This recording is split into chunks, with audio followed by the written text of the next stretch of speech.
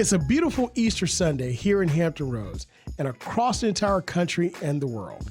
And here on State of the Water, we're starting our new series.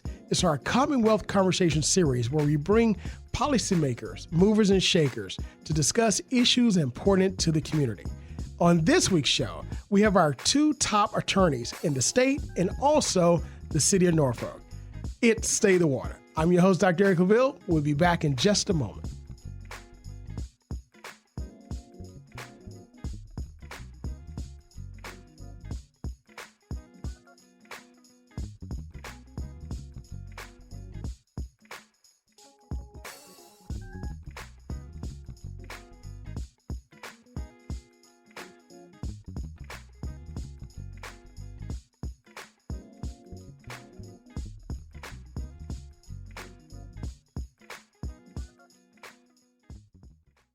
Welcome back to State of the Water. I'm your host, Dr. Eric Claville. We want to thank you all for joining us, as you do every Sunday, here live on the campus of the Norfolk State University as we broadcast from WNSB, the new sound of Hot 91, the soul of VA.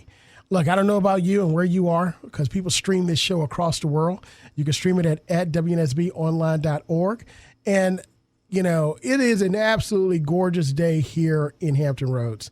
And that's one of the great things about this area that we love. Just so many different seasons. And I'm telling you, when the spring season hits, it's a little pollen out there. You know, it's wreaking havoc on some of our allergies, but it'll clear up very soon. But again, outside is open. We're opening back up. Everybody's getting back open, staying safe, but still enjoying themselves. So in the first half hour, again, we had our very own award-winning host of Coast Live and NSU Professor April Woodard to talk about MCJR Week, which is this week coming up. Come on out to the campus, be involved in those events. You can go to nsu.edu, put in MCJR Week 2022, and take a look at the various events that we have. And if you're excited about what's going on, come on out. If you can't catch it, it will be recorded and posted at a later date. But as we are true to this show, bringing movers, shakers, policymakers to you to discuss issues important to the community, today is no exception to that. We have with us our very own newly elected Attorney General, Jason Miyares, who's joining us here in the second half hour of the show to talk about what's going on in the Attorney General's office, his agenda, and what we can expect. Attorney General, thank you so much for joining us here on State of the Water. It is great to be with you. It is so true. Today is just a gorgeous day. I grew up in Hampton Roads, and this is one of those spring days where you feel winter is finally going away, spring and warmer weather. And so I hope your listeners are in their car with the window down, enjoying the sunshine or out and about, because this is a day that just demands to be soaking up the sun, as they say. And it's just great to be with you. Look, absolutely. And hopefully taking your allergy medication, because like I said, right. Yeah, a lot of pollen out there indeed. Yep. Just a little. Indeed. I can tell you, my local car wash has gotten a lot of money from me the past couple of weeks. I know. But look, thank God for him, because if not, I'll be out there washing it myself. So. Well, it's what brings the beautiful flowers out. And, yeah, I have a honey-do list, and one of it I'm supposed to be washing my wife's car later today. So that's what I'll be doing. But, man, it just makes everything beautiful, and just we're really blessed. Absolutely, absolutely.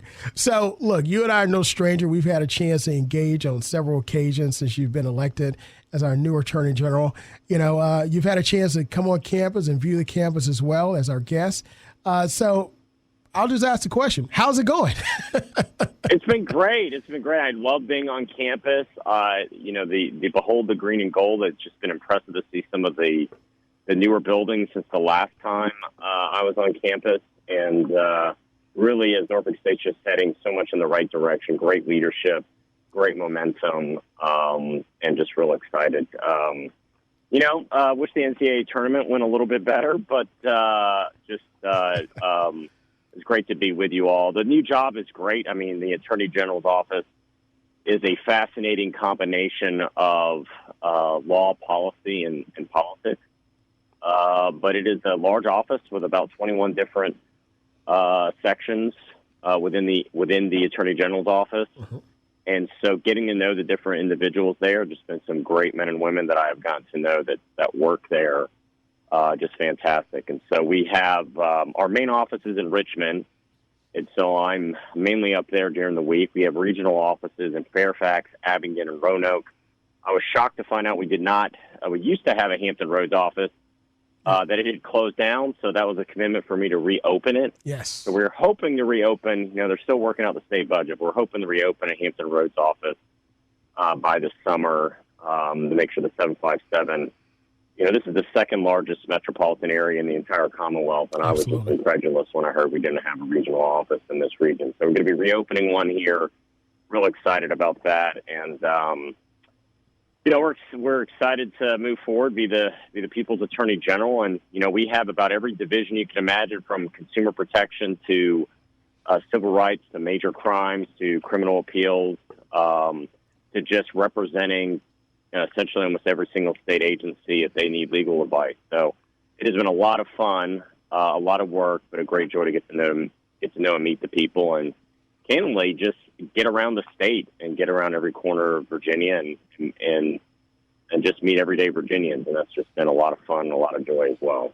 Absolutely. So no regional office in this area. I had no idea. Yeah, I was shocked to find that out as well. I'm excited to reopen it. I know that both the Senate and the House budget have provisions for it. So we're getting an office reopened, and that's one thing that I've been big on. I've talked to the governor as well. Kind of get away from the mindset that everything has to be done out of Richmond. I like the idea of being as available and as accessible as possible to folks, and so I think some of that means not having everybody just centered in Richmond. Get out in your community, know what the challenges are. As you know, the challenges facing Hampton Roads is going to be different than the challenges out in Southwest Virginia and some of the challenges facing in Northern Virginia. And it's a big Commonwealth. Let's recognize it, but let's make sure that we get away from a mindset that all decisions and everything has to be made in Richmond. Sometimes the government that governs best is the government closest to the people.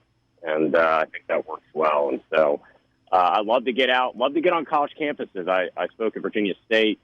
I love touring Norfolk State. I love to speak to college groups and college students. I think it's just a refreshing and invigorating to hear from young people and what their dreams and aspirations and what they're seeing and hearing. So I hope to be able to come on campus and actually meet with students.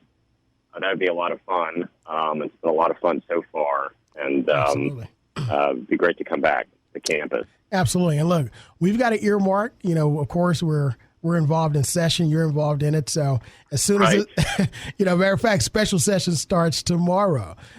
So we've got to wait till all that's done. But don't worry, you're coming back on campus. So for all your college students, I worked my way through college.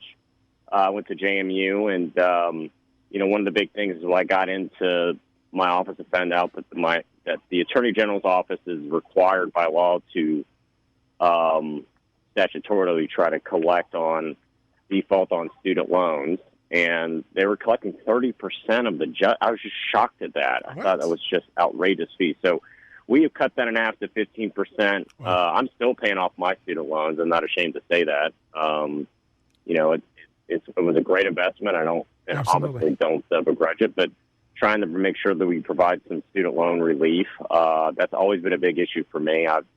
When I was in the legislature, when I represented Virginia Beach in the General Assembly, that was a big issue for me, is finding a way to make college more affordable for kids, because I worked my way through school, and I knew I learned a lot from it. I would not want to trade my college experiences. I think working my way through college made me a better student and made me more focused. But making sure that college debt's more affordable, I think, is a key part of what I want to do as Attorney General. Absolutely. You mentioned, we've heard your story about, why, you ran for Attorney General. Tell us, a lot of people don't know what the Attorney General office does. We see the governor all the time, right? We see the governor, we see the lieutenant governor more so. I think probably the second most recognizable figure is lieutenant governor in our Commonwealth. But the Attorney General, in my opinion, this is just me. We're both lawyers. I'm a little biased here, maybe. But to me, it's the most influential position, I think, statewide in our Commonwealth. But tell our listeners, what does the Attorney General's office actually do? Well, I mean, your listeners shouldn't feel bad because my own daughter asked me, okay, Daddy, what exactly do you do? So I'm the lawyer for the Commonwealth. And I said, as I noted, I have 21 different sections that report to me. So being a lawyer for the Commonwealth means on so many different fronts. So there's a child support enforcement division. So my office handles for those cases that are so egregious that they get involved in those cases. There's a major crime unit looking at violent crime. It handles every single criminal appeal in the state on behalf of the Commonwealth. If the governor, every single agency, every single department, so from the VDOT, from the Department of Transportation, every single state agency, when they need legal advice, when they need an attorney to advise them, and this is what either Virginia law is or federal law, it's somebody from my office that actually is their attorney. All of the university councils as well that serve on every single one of our wonderful colleges and universities here in Virginia report to us and report up to my chief deputy that's in charge of health and education. Consumer affairs is a big issue. We just settled the largest settlement on behalf of Virginia against pharmaceutical companies. We're going to get about $500 million that's going to come to Virginia for the opioids and their use, where they were really pushing helping to push the scourge of opioid addiction. So you really are a protector of the Commonwealth. You're the lawyer for the Commonwealth. So, your consumer protection is a huge part. I just joined a host of other attorney generals from both sides of the political aisle to send notice to TikTok saying that they have next to no parental controls. Yeah. And parents are complaining about that as well. And I have children as well that are addicted. The internet's scary. It's both an amazing tool for communicating and connecting with our friends, but there's a lot of dark forces out there. There's a lot of bad actors that try to communicate to underage kids, particularly underage girls, and parents want to have control. So we, as collectively in a bipartisan fashion, attorney generals have banded together to put them on notice, saying, listen, you can't be operating in this manner.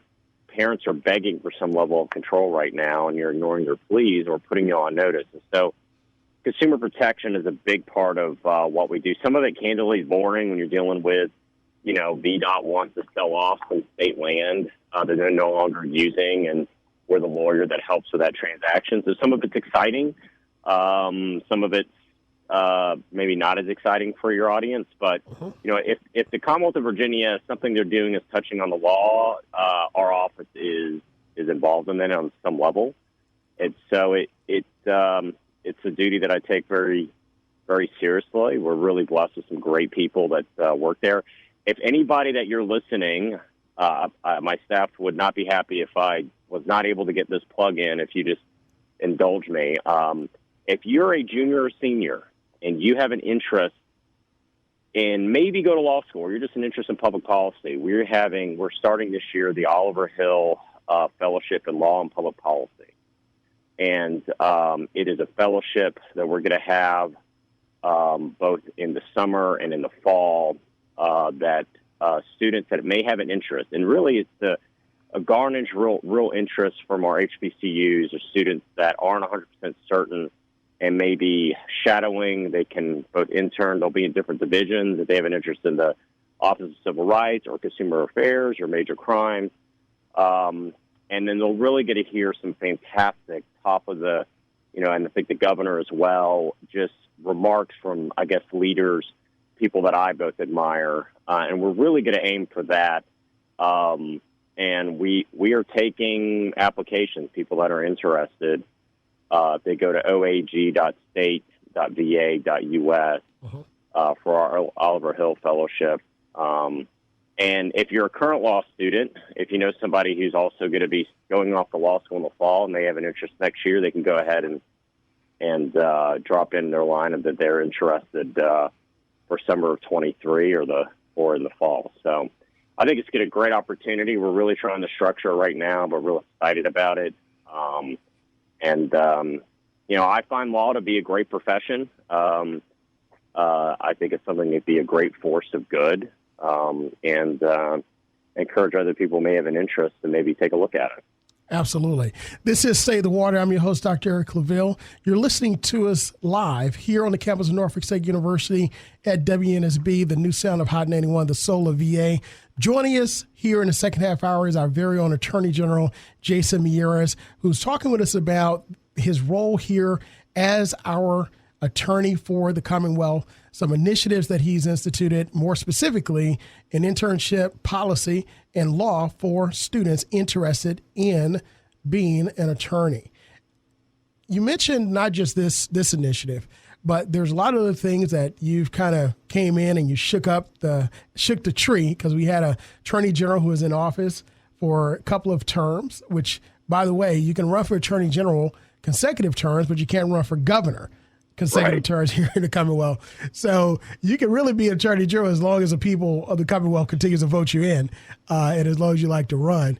But, you came in and you've done a few things, such as you withdrew from the Equal Rights Amendment lawsuit. You replaced some people shook up staff in AG's office and removed some individuals from the J6 investigation and so forth. But there are a lot of other things on your plate within your office that you're doing. Tell us a little bit about your agenda for the Commonwealth and why some of these things that you moved toward doing when you came into office. Well, listen, there's always a natural transition whenever there is new leadership in almost any executive agency. That's both the same in business, that's the same in sports, that's the same in government. And so that's not unusual. In fact, in our transition period, we actually, my transition team actually brought in a smaller number of new folks than the previous gentleman who was in this position. I came in and what I wanted to do is always bring a fresh set of eyes for what we're looking at. If there's anything that's big for me, if there's a theme, if there's something that I've told my people in my office, is that I'm a passionate believer in the dignity of the individual, to respect them. If you know my family story, my mother fled Cuba, literally homeless and penniless. My uncle got, arrested in the middle of the night by Castro's secret police and suffered the humiliation of a mock execution. And so when you see the power of the state intervening and impacting someone's life like that can scar them for decades. But also being a passionate believer in, as I told my staff, recognize that the question I've asked every single, all my section chiefs and my deputies, do you have every tool you need to be able to do your job with excellence? Because that's the standard that we want. Because your salary is being paid by the hardworking folks who get up at 5 a.m. and work at the Newport News shipyard, or the young police officer who's having to get up in the morning and work till 2 or 3, or the EMT working in the ambulance, or public school teachers. They're paying your salary, and be mindful of that. The idea of servant leadership, you're there to serve and not be served. That is the mindset that I want from the people, and that means being mindful. I came from a home, like, for example, Dominion is doing a fantastic offshore wind farm, and I think that's a great idea. But the one thing I'm very big on Dominion Energy is that it's not just paid for on the back of the ratepayers. And so we put them on notice that it was supposed to be $7.8 billion. It's already risen the cost to $9.8 billion. We're putting them on notice right now, and that's one of our roles with what we represent in the State Corporation Commission, which regulates all these huge utilities, is we put them on notice. Listen, you are not going to be simply going to do a project, and we support the project, but you can't simply say, we're going to pass this on to consumers. Right. That is not fair to them, because I remember, being from a family that struggled financially in a broken home where, rising energy costs can just be devastating on a family. It can really impact everything, and impact, the schools, your ability to, whether or not you go on a family vacation, can be impacted on what's happening. And obviously we're seeing the gas prices and then the energy prices. And so when I talk about that dignity of the individual, recognize that part of my faith is Imago Dei. Each one of us is made in the image of God. We all, every single person, every person listening to the show has intrinsic value.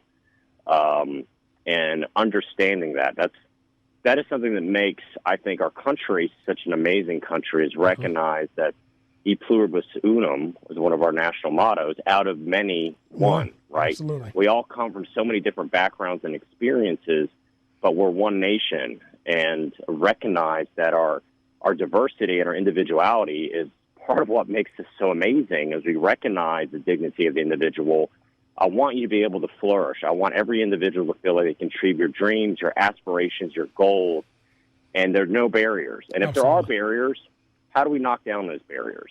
And I think that's an important aspect of that aspirational aspect of what I've tried to bring in my career as a public servant, in my career as well as Attorney General. And some of that could be, hey, what are the regulatory burdens? You have an idea. You want to start a small business. Do we have regulations right now in Virginia that are making it harder for you to chase that dream, to chart that small business, that entrepreneurial mindset that is, the joke is the business of America is business, right? I want to knock down those barriers so you can achieve those dreams because, hey, guess what? 2/3 of all new jobs created in America are created by small businesses, not the Amazons, right? Not the big corporations. There's small businesses where folks have an idea for a restaurant or a retail shop.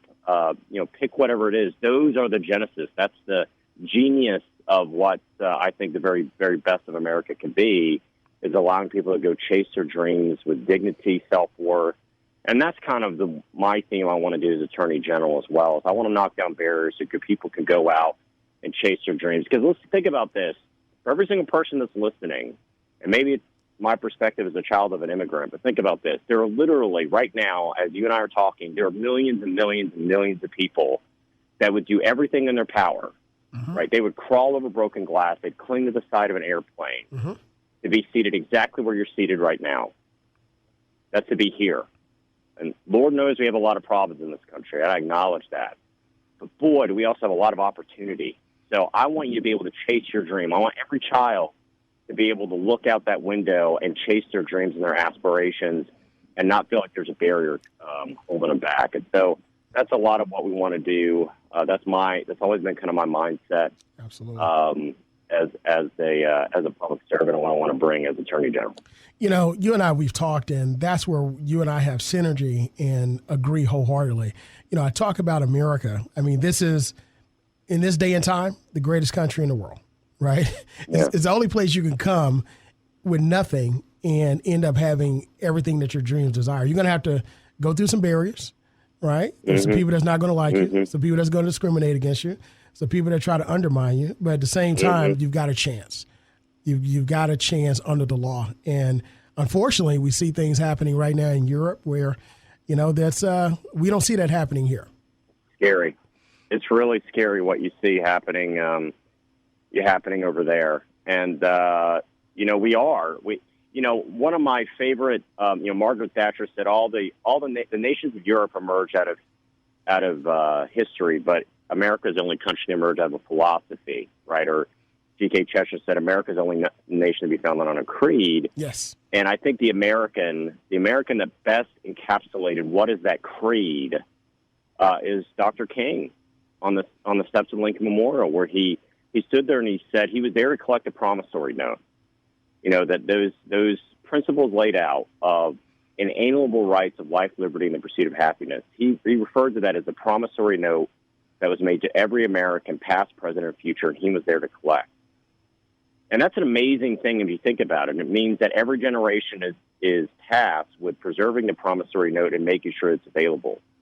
And that does not mean that we don't obviously acknowledge where we have fallen far, far short, and we have some incredibly horrific chapters in our nation. Acknowledge it and learn from it so you never go through that again. But on the flip side, I think we can all acknowledge, and it really encapsulated, if you turn on, and you can go on YouTube right now and turn on the opening ceremony of the Summer Olympics in Tokyo, and with the parade of nation, where 119 nations entered in the Olympic Stadium, And the only one, when the athletes entered in, that looked like everybody was the American delegation. Everyone, Finland, Japan, pick your country, but there's only one where they walked in, and it looked like the globe. And that's amazing. We should celebrate that. We should step back and say, that is amazing. It's amazing testimony that a lot of blood and treasure has been spent trying to build that more perfect union that we're striving to, and recognize where we have fallen in our original sins, but also recognize, wow, we have also come a long, long way. And somebody said America is not so much as a place as an idea. It's a grand idea. It's an amazing idea. It's a precious idea that needs to be preserved and protected. And somebody once said, America doesn't matter where you came from as much as where you're going.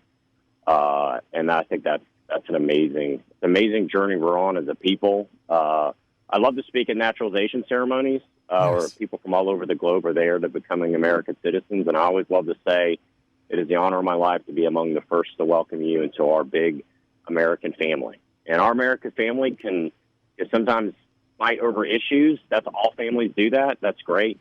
But boy, we're a unique people in a unique country. And sometimes it's okay to sit back and recognize that fact. So sorry to get kind of at the 80,000 feet view, but you got me philosophical. I'm out enjoying the sun. I'm outside with the sun on my face, and it's hard not to feel just exuberant on a day like this, despite all the pollen in the air. Well, look, this is an institution of higher education. And again, we're political junkies, but also just junkies of news and the law and so forth. So our audience loves it. So you're right at home to definitely do that. But it's been a pleasure. It's always good talking with you. Always good talking with you. Great to connect. And for our listeners, to find out more about what you're doing, the Attorney General is doing, any breaking news, where can they go to, or where can they access that information? Yeah, go to oag.state.va.us, oag.state.va.us. We have all sorts of things, job postings, information, and we have all sorts of things there. So just go there. We'll get more information, okay? You got it. That's Attorney General Jason Miyares. Thank you so much for joining us here on State of the Water. Appreciate it. We'll see you soon. Thank you. What the Attorney General mentioned, he said this is something that Dr. King called the equality principle, a promissory note to which every American was to fall heir. Dr. King stated that this was a promise that all men, yes, black men as well as white men, would be guaranteed to enjoy the unalienable rights of life, liberty, and the pursuit of happiness. Marvin, I think that was a great way to end our segment, because at the end of the day, we're a nation of laws. We're a nation of order. And we're a nation where you don't have to get along, but it's good to respect each other views, respect each other's religion, respect each other in everyday life. When I go on my daily walks and runs, when I'm passing my neighbors who are walking on our path, I always greet them with a smile and a wave, because you just never know. It's that one smile and that wave that can make a heck of a difference in that day. Welcome back. It's State of the Water. I'm your host, Dr. Eric Claville. We want to thank you again for joining us on this beautiful Easter Sunday here in Hampton Roads and wherever you are.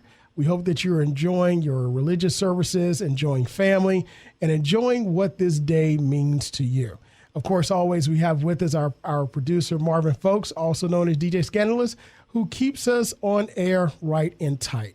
And of course, we're broadcasting from the beautiful campus of the Norfolk State University in the great city of Norfolk, here in Virginia, the great region of Hampton Roads. As I stated earlier in the show, we're starting our Commonwealth Conversation series. So every week we'll be bringing on individuals from across the state, the region, and locally to talk about what's going on in their office. What are some of the things that they see as challenges, and what are some of the solutions? And with us, we have in the second half of the show a phenomenal public servant, a good friend of mine, and also WNSB and Norfolk State University, is our newly elected Commonwealth Attorney, Ramin Fatehi. Attorney Fatehi, how are you? Dr. Claville, I am doing well. Happy Easter to you and to your listeners. He is risen. It is a wonderful day. Absolutely. Absolutely. Well, it's been about 4, maybe almost 5 months. You're in office. You're newly elected, sworn in. How's it going? It has been going well. I'm very, very lucky, Dr. Claville, that thanks to the help of Greg Underwood, my predecessor, I had a very smooth transition coming out of being a deputy Commonwealth's attorney in our office to being the Commonwealth's attorney. I have a lot of friends who've taken office over the last few years as Commonwealth's attorney, and I am probably 6 months ahead of where they were in terms of having my staff in place, having my policies in place, and dealing with the management of a large office. Norfolk is one of the biggest Commonwealth's attorneys' offices in the Commonwealth. 40 lawyers, 45 staff, $7 million budget. It is a large law firm to run. But I'll also tell you, it has been a difficult 4 months, and we have seen shootings continue to come in. We've seen people dying in the streets. I personally have been out there at the crime scenes at our homicides, and I know that it is a tough time. It's a tough time in the life of our city, and it's a tough time in the life of those of us who understand that the way to greater public safety happens before the justice system touches anything, and that going back to the old ways of the crime bill 1990s are the ways that we actually make things worse rather than better. That's very interesting you mentioned that, and I guess we'll dive right into what we're seeing around the city. When you were running for office, you and we had a great chance to talk and really get to know each other and really talk about your record. And, for yourself, you've been a public servant for really the majority of your career as a public defender, since 2006, state and federal prosecutor, and really in the last 8 years, as you mentioned, in the Norfolk Commonwealth's attorney's office. And, one thing that I saw in you when we were talking is that you immediately understood the challenges, but also the solutions. As you mentioned, the 1990s crime bill is not the way to go. It starts before that. Being on the ground and being there on the scene, engaging the community, what are some of the conversations and things that you're hearing from the people? Well, I'm hearing, a lot of requests for help. What can we do to deal with violence? How can we, are we safe? What does it mean to be safe? What are the solutions to these problems? And, the crime bill of the 1990s, came out of conversations that were similar. And the conversations that I have with people about what's going on in public safety is that, everybody deserves to be safe. My core duty is to ensure that the citizens of Norfolk are safe and that they are alive. But also the other duty, and the one that I talked about when you and I talked, Dr. Claville, is the idea that we cannot get forced into the false choice between public safety and civil rights. Yeah. That's always what it is. It's always the false choice. And what I say to the folks in the street, what I say to police officers, what I say to the press, when they say, is it time for longer sentences? I say, it is time for the right sentence for the right individual. And that safety doesn't come from, it comes from the appropriate sentence for the appropriate wrongdoer, but it doesn't come from mass incarceration. And that the solution to the spike in violence, we have to look back at the causes and look at the traditional causes, which are mortgage redlining, underinvestment in schools, the lack of good jobs, the lack of health care, lack of mental health care, but then also looking at the COVID-specific problems, the shutdown of rec centers, the shutdown of schools, the unavailability of jobs, the unavailability of shelters for victims of domestic violence, and the hopelessness and desperation that is causing people to pick up guns and act out, right, and to turn arguments or fistfights into murders. So those are solutions that life sentences for every jaywalking will not solve. And the only thing that will solve them is concerted effort from all different levels of government and from the public. You know, it's so refreshing to hear that perspective from a Commonwealth's attorney, because a lot of times there's that disconnect. And, you know, it's, okay, you're a bad guy, you deserve to be put away for life, and there's no opportunity to make amends, and society has absolutely no responsibility there. But, you know, you mentioned coming out of COVID. And one thing that our president talked about, Dr. J, is that, you know, there is, when people come out of COVID, they're still dealing with that. There's a COVID hangover, and that people are now out and they're lashing out because of the things that happened. That's not an excuse, but it's a societal issue that comes with societal solutions. And on top of that, the mental illness you talked about, not only that, but the poverty, substance abuse, homelessness, and other root causes of crime that's really causing this increase. From your office standpoint, and I think it was a great analogy. You run a huge law firm, you know, with 40 lawyers, 45 staff, and $7 million budget. You know, you can't do everything, but from your office and under your leadership, what are some of the innovative things that you are doing in order to help some of these societal issues? Some of it is dealing with public trust, and some of it is dealing with individual cases. In terms of public trust, you know, the people will use the criminal justice system if they feel that it brings justice and doesn't create criminals. If they feel as if it's counterproductive, then they take matters into their own hands, and then violence begets violence.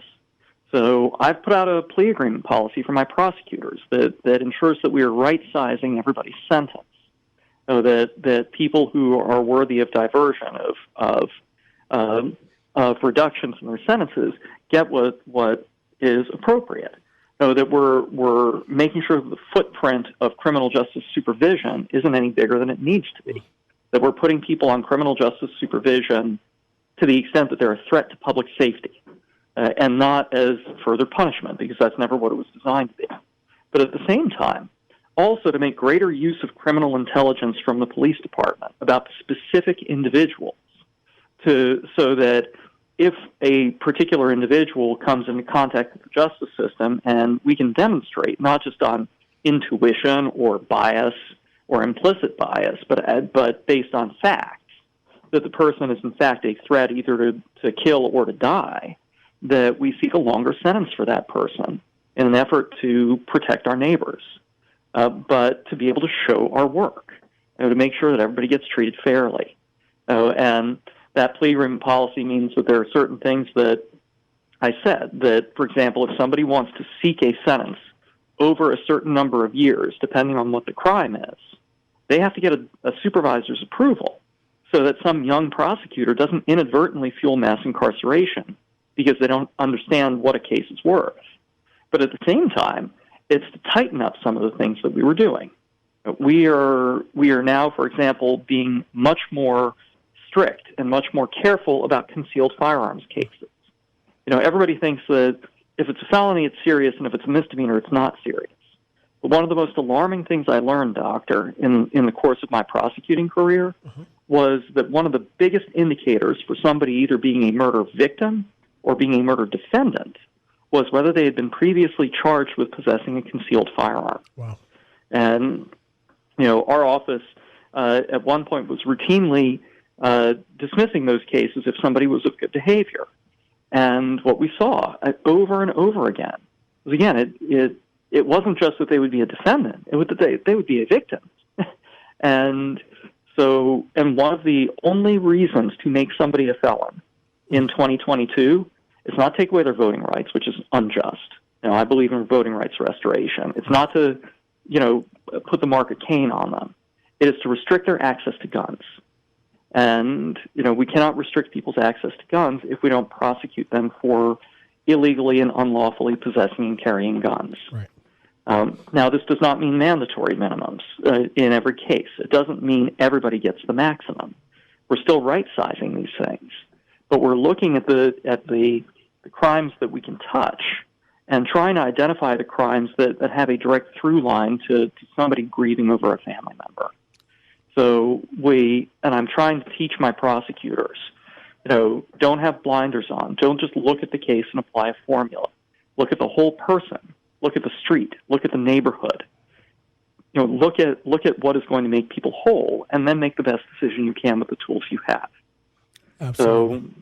So it's a holistic systems approach that specifically rejects the mass incarceration, cookie cutter, assembly line, justice methods that old school places insist on using. Absolutely. Once again, this is Stay the Water. I'm your host, Dr. Eric Claville. You're tuning in to WNSB, the new sound of Hot 91, the soul of VA, broadcasting live on the campus of the Norfolk State University. Here, we're having our Commonwealth Conversation series, and our guest in the second half hour is our very own Norfolk Commonwealth's attorney, Ramin Fatehi. Attorney Fatehi, one area of your platform that you were adamant about was building on success. In spending the years that you spent in the Commonwealth's Attorney's Office, you knew firsthand the programs that actually worked. I wanted you key in on a couple of here: the Therapeutic Court documents, and also the Victim Services and Advocacy Program. Now, the Therapeutic Court dockets, these are programs where they're alternatives to incarceration. When we're talking about really meeting the people where they are and giving the individuals an opportunity to make good on their bad decisions. The mental health court, the drug court, reentry court, and the veterans track. Tell us a little bit about where those programs are and the success of those today. I'm very proud of Norfolk's being a pioneer in all of these programs. Every single one of them, we were either the first in the Commonwealth to put into place or one of the first. And, I give credit to my predecessors, and particularly to Greg, for his vision in doing that. Those programs, we have a dedicated lawyer out of our office who works with a multidisciplinary team, social workers, probation officers, judges, the defense lawyers, to try and guide people to being able to address whatever the underlying problem was that was causing them to get trapped in the criminal justice system. We have good success. Drug court and veterans court and reentry court graduations are one of the happiest occasions in our courthouses, and I remain dedicated to them. But it's impossible to address every single person through these specialized courts. Their bandwidth is limited, but we believe in them, and in fact, we believe in them enough that we are looking to start a behavioral health docket in General District Court to deal with people who are stuck in the misdemeanor side of the justice system, and to open up a DUI specialty court, which could, make a significant cut in the number of people who are charged with a subsequent DUI, which again, it's a misdemeanor, but it's one of the most dangerous crimes, more dangerous than many felonies. Wow. So I'm very proud of the work that we're doing there, and with the cooperation of the judges and the other actors, with a special nod to Judge Junius Fulton, who is now on the Court of Appeals of Virginia, but who was the Norfolk Circuit Court judge, who really had the vision of doing a lot of this work, and with the continued help of Judge Atkins and a number of other judges, that we were going to keep using these alternatives. But it's just a piece of it. The great place where we can make a difference is, in addition to these specialty dockets, is in making sure that we are limiting our sentences to what's necessary and not what's overkill, and to making sure that we don't make somebody a felon just because we can make them a felon.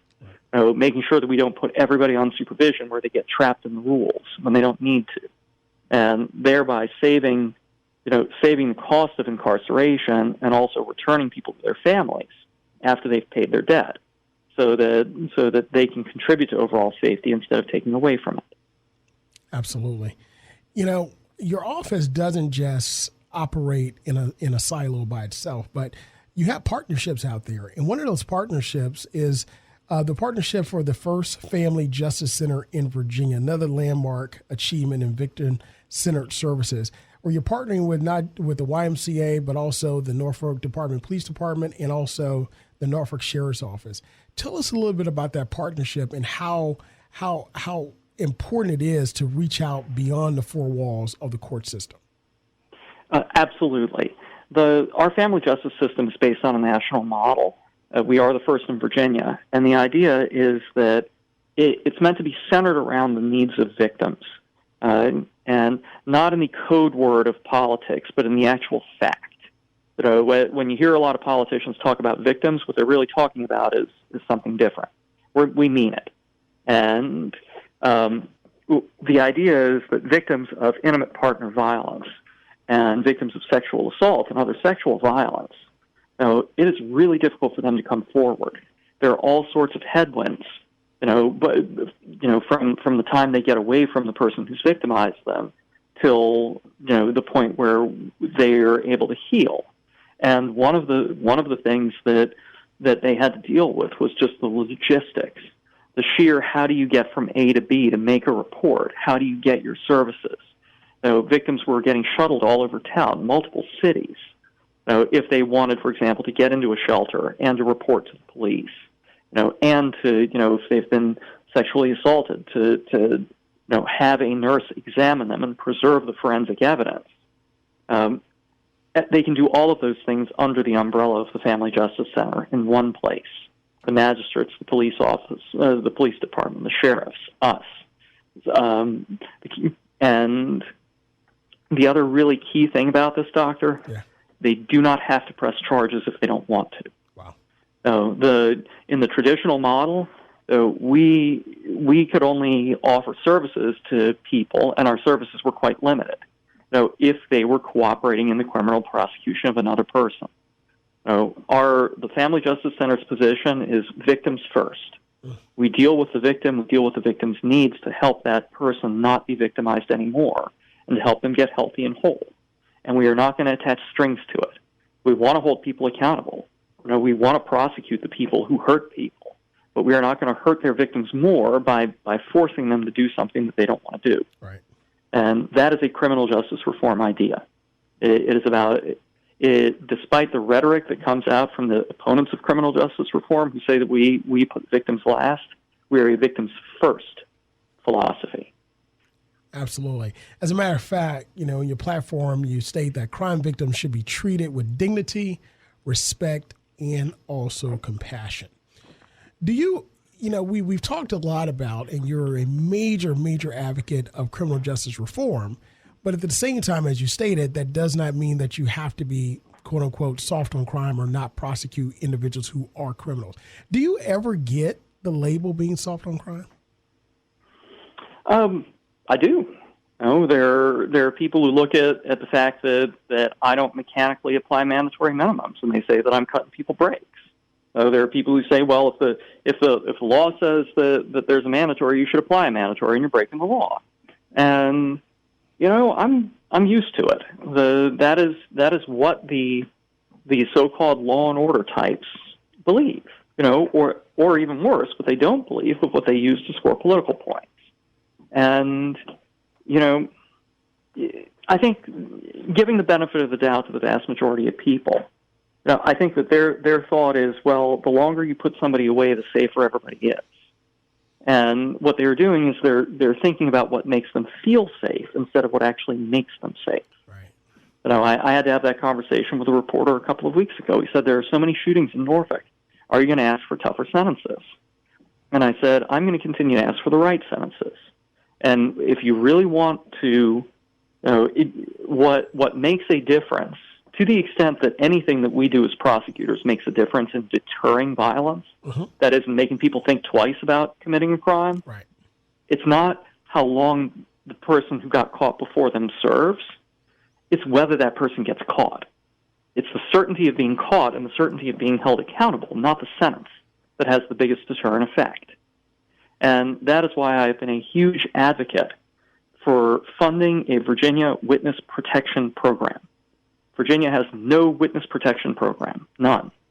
When people say, well, the streets know who's doing it. It's like, yeah, I know the streets know who's doing it, and so do I.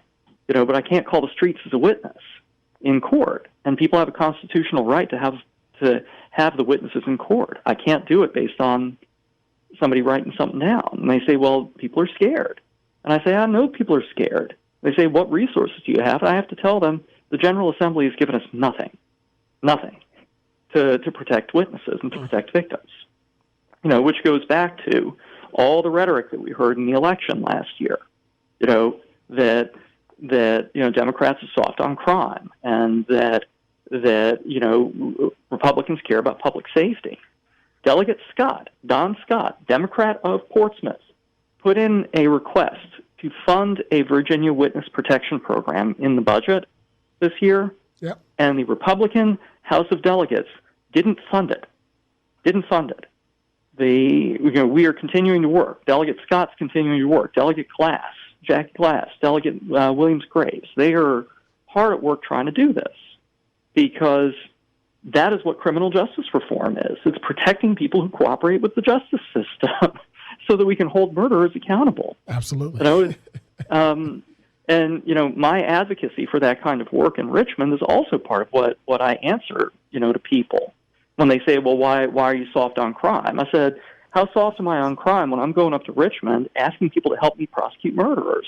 And the people who say they're tough on crime aren't helping me.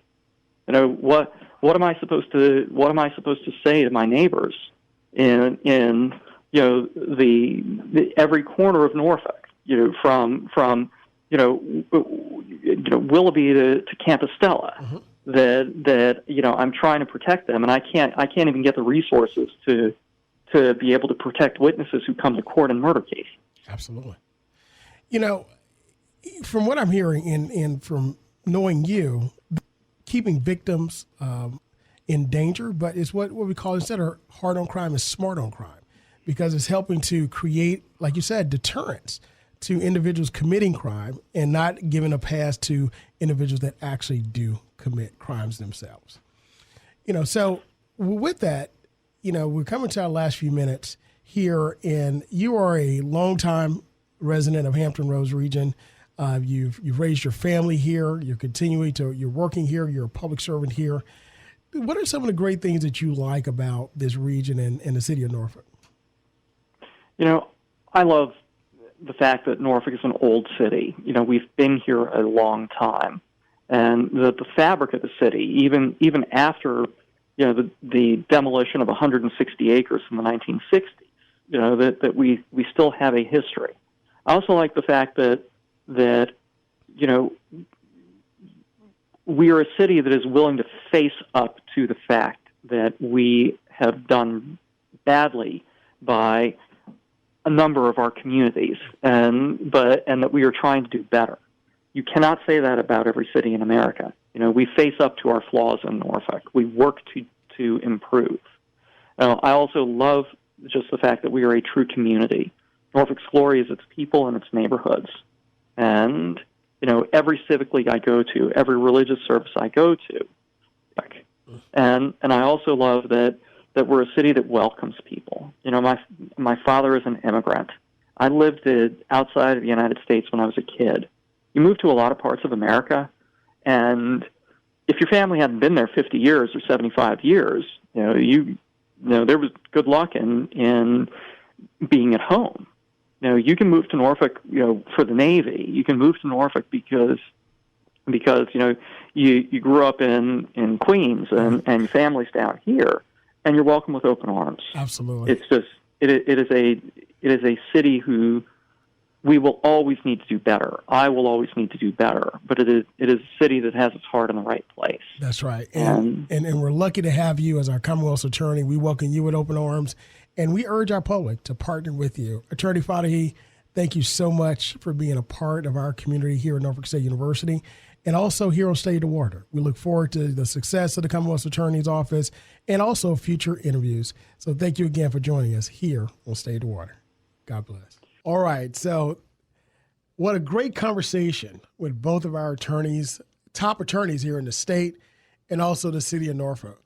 It lets us know that not only are these individuals and that are leading the offices that are charged with protecting the Commonwealth and protecting the people of the city of Norfolk, but they're also leading the charge in reform. They're leading the charge in ensuring that there's accountability across the board. And it's good to hear it from the top, and it's also great to hear it on Easter as well. One thing that Commonwealth's attorney Fatehi stated, he said, this is an opportunity for redemption. Redemption where, of course, we treat victims with dignity and compassion and make sure that their rights are heard. But we also give an opportunity for those to make amends for the wrongs that they did. And of course, from our Attorney General stating that this, of course, is an area where anything is possible, a place where all things are possible. And one thing I didn't think about, but both of them come from immigrant backgrounds, very recent, where Cuba and, of course, overseas, where you have an opportunity to come to the greatest country in the world. It's the greatest country. It's the only place where I think you could come with nothing and end up where all your dreams truly come true. And I think it's fitting that here on this Easter Sunday, where we recognize and we understand that all things are possible because we have God on our side, because he is risen. And for all of you that are enjoying this Easter Sunday, I think that's the message across the board. Matter of fact, Marvin, I think that's the greatest message in all the world. That even though you make a mistake, you've got somebody that you can go to that will forgive you for those mistakes and allow you to live your life and continue to move forward. As he blesses you, make sure you bless somebody else. In other words, once you get over the wall, don't throw the rope down or push the ladder down. Help somebody else, because your story, your testimony can help somebody else. I'm glad I'm here today, and I'm glad that you're here with Stay in the Water. But it looks like we're coming to the end. But guess what? We're here live every Sunday on the campus of Norfolk State University here at WNSB, the new sound of Hot 91, the soul of VA. This is Dr. Eric Claville. Enjoy your Easter. Remember, he is risen. God bless. We'll see you next Sunday.